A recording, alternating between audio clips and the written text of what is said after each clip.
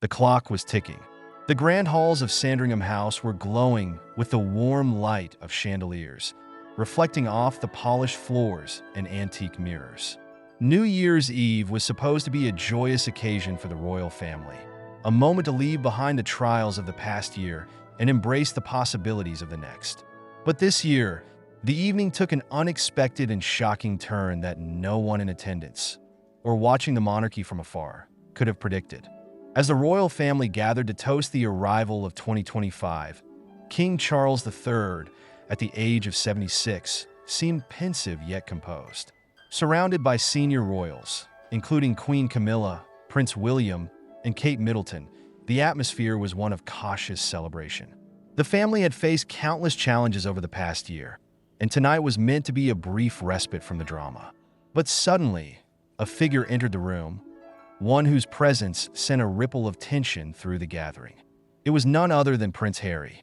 Yes, Prince Harry, the Duke of Sussex, who has been at the center of an ongoing rift with the royal family since his bombshell interviews, memoir, and Netflix series shook the monarchy to its core. His surprise arrival at Sandringham was as unexpected as it was dramatic. And just minutes later, King Charles III would collapse, leaving everyone stunned and desperate for answers. What happened in those final moments leading up to the king's shocking collapse? And what role did Prince Harry's appearance play in this New Year's Eve drama? Let's unravel the story step by step.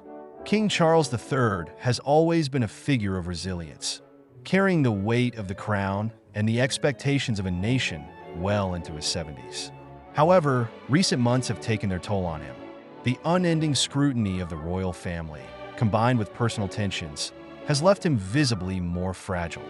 The king's health has been a topic of quiet concern for those closest to him. While he has maintained a busy schedule of royal engagements, his advisors have reportedly urged him to scale back and focus on his well-being. But Charles, ever the dutiful monarch, refused to slow down. New Year's Eve, however, was meant to be different, a rare opportunity to relax in the company of his loved ones. Sandringham House, the royal family's traditional holiday retreat, was alive with laughter and music as the countdown to midnight drew closer. The King and Queen Camilla were seated at the head of the grand dining table, surrounded by the Prince and Princess of Wales, their children, and a handful of trusted family members. The mood was light, though traces of unresolved tension lingered beneath the surface. Then came the moment that no one had anticipated. Just as the evening seemed to be reaching its peak, the doors to the room swung open, and Prince Harry stepped inside. The room fell silent. For a moment, it seemed as if time itself had paused.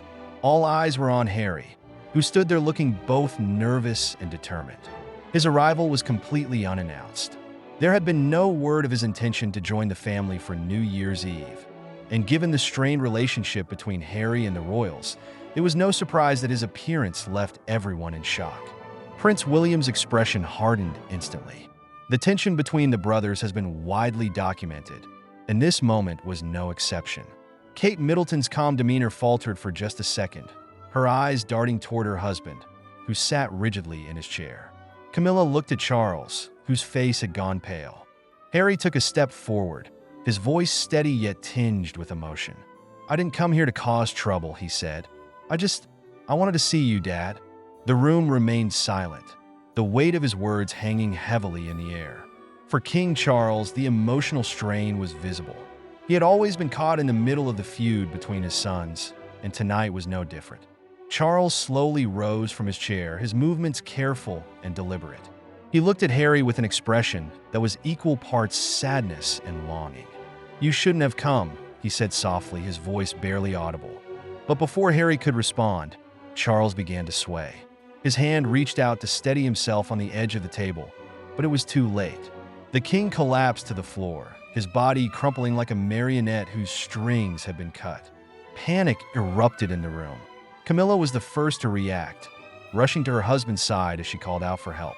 William and Kate sprang into action, while Harry froze in place, his face a mask of shock and guilt. A royal aide quickly summoned the palace's medical staff, who arrived within moments to attend to the king. As Charles lay unconscious on the floor, the once festive atmosphere had turned into one of chaos and fear. The family was visibly shaken, each grappling with their own emotions. Camilla clutched Charles's hand, her face pale as she whispered words of comfort, hoping he could hear her. William, ever the protective son, shot a glare at Harry that spoke volumes. Though he said nothing, the tension between them was palpable. For Harry, the weight of the moment was overwhelming. He had come with the intention of reconciling, of making amends with his father, and perhaps even his brother. But instead, his unexpected arrival seemed to have triggered a crisis no one could have foreseen. The royal doctors worked swiftly to stabilize King Charles, and after what felt like an eternity, he began to regain consciousness. His eyes fluttered open, and he looked around the room, disoriented but alert. A wave of relief washed over everyone, but the questions lingered. What had caused the collapse? Was it the stress of seeing Harry, the toll of his responsibilities, or something deeper related to his health? As the king was carefully helped into a chair, he looked at Harry with a mixture of exhaustion and emotion. "I know why you came," he said weakly, "but you have to understand, this family is holding on by a thread." Harry's eyes filled with tears. "I just wanted to talk to you," he said, his voice cracking, "to try and fix things." But it was clear that tonight was not the time for reconciliation. The royal doctors insisted that King Charles be taken to a private wing of the estate to rest and recover, away from the stress and strain of the gathering. Camilla stayed by his side, her worry evident as she supported her husband through the ordeal. The rest of the evening was subdued, with the royal family dispersing to their respective quarters. Harry, understanding the gravity of what had happened, left the estate quietly, his hopes for reconciliation dashed, for now. The world woke up on New Year's Day to headlines that would dominate the news cycle for weeks. King Charles III collapses on New Year's Eve. Prince Harry's surprise appearance sparks royal drama, and tensions explode within the royal family. Speculation about the king's health has only grown since the incident. While palace officials have downplayed the event as a result of exhaustion and stress, insiders suggest that the emotional strain of the ongoing family rift is taking a serious toll on Charles. As for Prince Harry, his intentions may have been genuine, but the fallout from his surprise appearance has only deepened the divide within the royal family.